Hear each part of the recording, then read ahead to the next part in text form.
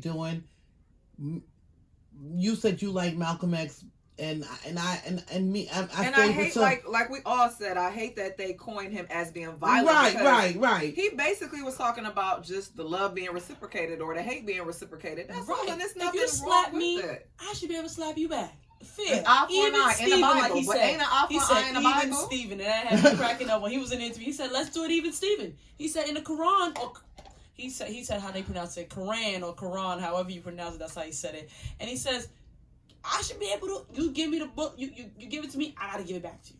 I can't. But in the I can't stay Christian slapped. Bible, you know they got an eye for an eye. Eye for an eye, And two they for a said two." Jesus But America was okay. And I always ask this question: Two men go to war. Two men go to war. The North went to war. The South went to war. Both prayed to God because this is supposed to be a holy country. So you telling me that God? So you say, the Northerners prayed to God? Yeah, they all did. They all prayed. do. They all do. They all say, "God bless me." Bless me. So that On means the that dollar. the person that won, God bless that meant him. that God helped them when God says no war. It doesn't make sense. Make it make sense. I don't even How, listen to them Swain? because y'all had holy wars, so bye. Yeah, and I don't get it. Y'all had holy wars. And even when he said in the Ballad of the Bullet, he said, "I'm gonna leave my Islam, my faith out of it." He said, "Let's just talk as people, people that are all black. We are." He said, "No matter what we are, your God, this God, my God, whoever God, I don't care who God you got, but let's just talk as black people because we all, no matter what denomination we are, no matter where we come from, we all black, we all oppressed, we all have issues." We all have a strife that we need to conquer. We need to come forward.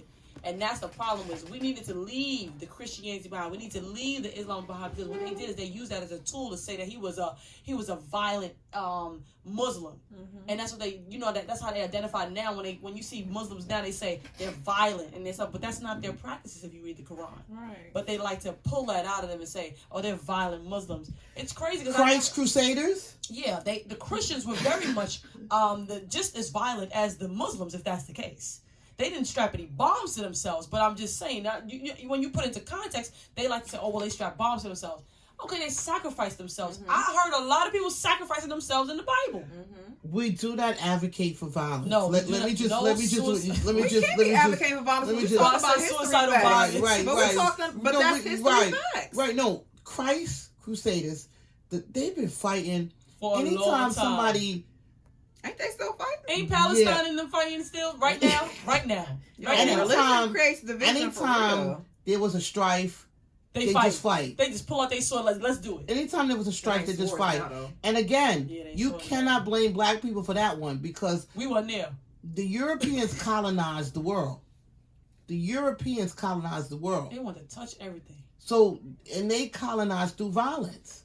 They colonized through war, through killing, through raping, and through pilgrimages. So that's a fact. We're not making anything up. This is a fact. You can call it whatever you want to call it. This is the fact. Yeah. This is not my story. This is the story that they gave me. This is the story that they told me. This is the story. They came here to America because they didn't want to deal with what they were dealing with, and they didn't want to deal with the classism in Europe. So in America, they could create capitalism where any man had the opportunity to be rich. And it's important to always note that the people that pilgrims over here from Europe were the people that they kicked out of Europe. They didn't want them there. So a lot of them. The bad of the bad. A lot of them. The thugs or whoever. Especially in Georgia. A lot of them were the worst of the worst. Where they open up the jails and throw them out there. We can see about what they did to the people that they brought over. And then, in order to make this great land that we call America, free, land of the free, they couldn't do the work on their own. So they went to Africa and they took people, they took them, they brought them over here and they treated them like dirt and they were chattel and they forced them into slavery. And then after they lifted the slavery from them, they put in your head to work on their plantation in the form of city employees. And we supposed to not still be affected by that. I don't know how, because we are. And we gonna get into it. We gonna get into it. Don't keep saying it, because we gonna get into it. But as far as me finishing answering the question, as far as integration, I am advocating for Malcolm X yet again, because I do not feel I don't enjoy forcing myself upon someone that doesn't want to include me. No. Why? Does it make you feel better about yourself when you force somebody to like you? You didn't even force a man to like you. I think some black people, because they want to, I don't know if they want to feel included. I don't know if it's just like effects of slavery. I really don't. Post-traumatic slave disorder. Like, even let's say, think about it. When a mother doesn't love a child, and the child is always saying, well, why, mom, why you don't love me? Like, why? They want to be accepted. And he's saying, Massa, why you don't want to be with me? I cannot relate. I don't understand. And I don't know if it's because I didn't grow up with my parents. I did grow up with family, but I did not grow up with my mother and my father, so I cannot relate. I never want to be wanted. I wanted to feel that love and affection growing up, and I feel like that's why I'm not as affectionate right this minute. But I don't know. It's post-traumatic slavery disorder. It has to be. Technical difficulties, guys. Keep going. Yeah, so as far as the white alliances, I'm gonna obviously agree with Malcolm X again, because if I don't want to be integrated and I don't want to force myself upon you, you don't want me to mess with you, so F you. At the end of the day, it's just how I feel. I'm not gonna say we did need white alliances, because we did not need white alliances, and I'm not gonna say we did not, because Harriet Tubman, I'm pretty 100% sure that that there were Europeans or white people or immigrants that helped her, because it had to, because how else was she able to free so many slaves? Let's be clear. If you don't want to be bothered with a group of people, doesn't mean you hate a group of people. Mm-hmm. Because I don't even think that it even matters, because black people don't hold the key. Mm-hmm. So you can hate whites, or you can say that you hate white people all you want to, but it doesn't matter because you don't hold the key. Mm-hmm. But what I do believe is that what Malcolm X was preaching is that you got to love you. And he wanted you to all be loving each other. And he wanted you to hold each other's hands. Whereas Martin Luther King was preaching, I have a dream of you, a little black boy and a little black girl, a little white girl and a little white boy holding hand to hand. And that's crazy, because that's what it was already. Because the white kid was holding a black kid's hand when they was pulling them to do what they needed them to do. Yeah. White kids and black kids did play together until a certain age, and that black kid became something else. You know what I also don't like about that? Kids don't see that. Right. You know what I also don't like about that white alliance thing? I don't like the fact that some of these movies or some of these retellings, because we don't know if it's the truth. Right. If they make it seem like as white people had to be the only savior, how the hell can you be the savior? But they write the movies. You see, and that's another challenge. But problem with the white alliance. Why do we need you to save us? Because we can't save ourselves, because we're not writing the movies, and you got idiots like Tyler Perry dressing up like a tranny instead of showing movies of black integrity. So until we get movies that really tell our story, and we keep relying on them to tell our story, we'll never get the full picture, because we don't own nothing. We don't have our own studios. We don't have, and I know people say, well, he has to do what he has to do in order to get us where we have to go. But in 2020, and you turn on the television, and we're talking about what Martin Luther King said, that he had a dream. When you look at primetime television in 2020... He didn't have a dream that all of them shows would be white. 2020, you look at Channel 2, CBS, you look at 4, NBC, you look at 7, ABC, and you tell me how many black people you see. Let me, I got one more for y'all. Listen. Constantly condemned by the white power structure. This is my thought pattern. I'm giving you an insight of it. You, though, mentioned Mr. Lynn and saying you'd like to know who his white friends are. Now, I'm wondering if you didn't make a contradictory statement in Muslim terms by using white and friend in the same phrase. I use friend in quotes. I see. In other words, if a black man cannot have a white man as a friend. He may have a white man who's friendly, but being friendly and being a friend, I think, are two different things. I think there are many whites who act friendly toward Negroes. A fox acts friendly toward the lamb. And usually the fox is the one who ends up with the lamb chop on his plate. The wolf doesn't act friendly. And therefore the wolf has more difficulty in getting the lamb chop in his plate.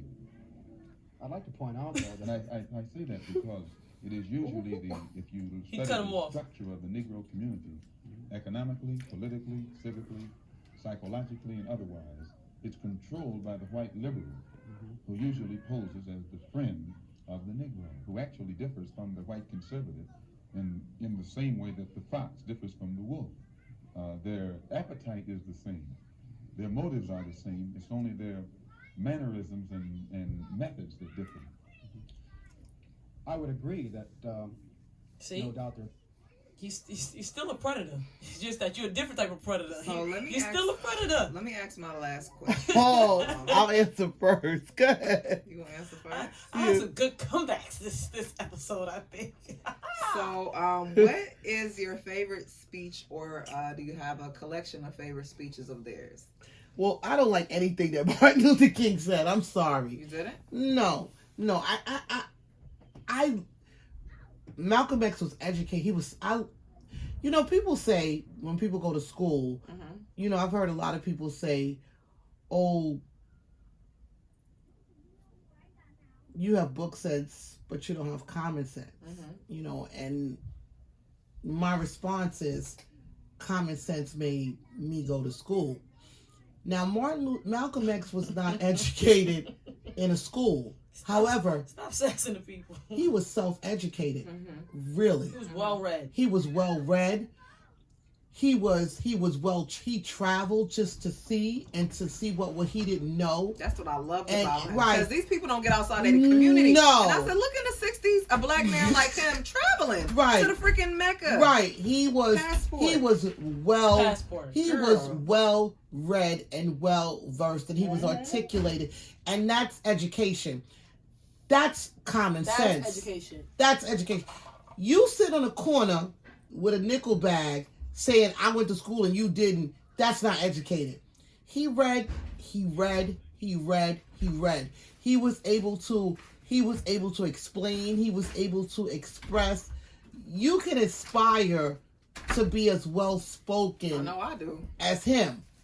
Because he learned to say that he learned on his own. Right. He was not ignorant by far. So no matter where he came from, that didn't matter.